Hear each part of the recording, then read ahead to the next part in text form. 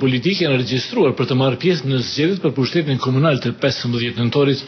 Komisioni Qendror i Zgjedhjeve brenda 3 ditësh duhet vërtetoj pjesëmarrjen e tyre në luftën për pushtetin në 36 komuna të vendit.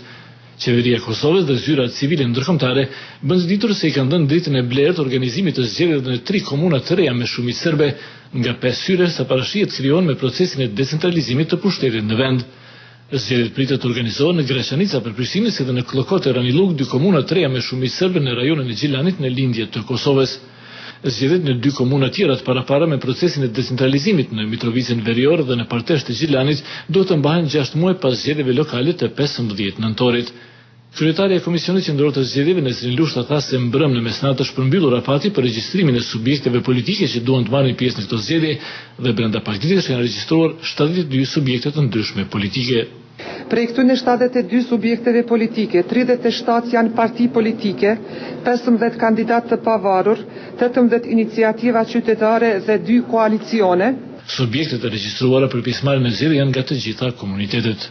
34 subjekte janë të komunitetit shqiptar, 21 sërb, 2 malazes, 3 turk, 1 rom, 2 ashkali, 1 egjiptian, 7 bosnjak dhe 1 goran. Partitë politike tashmë kanë shpallur edhe emrat e kandidatëve tyre për këto zgjedhje, fushata paraelektorale për cilat do të zgjas 30 ditë.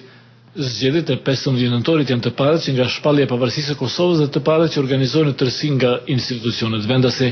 Autoritetet po u bën thirrje zgjedhjeve për pjesëmarrjen e to, veçanërisht pjesëtarëve të komunitetit serb, përfaqësuesit e cilëve janë të ndarë në qendrimet kundërrollit tyre. Beogradi, i cili vazhdon të kundërshtojë ashpër pavarësinë e Kosovës, u ka bërë thirrje pjesëtarëve të komunitetit serb të bojkotojnë zgjedhjet për pushtetin komunal, sepse me pjesëmarrjen e tyre në to do të njihen siç thuhet institucionet e Kosovës së pavarur. Për Zërin e Amerikës, Besim Apasi, Prishtinë.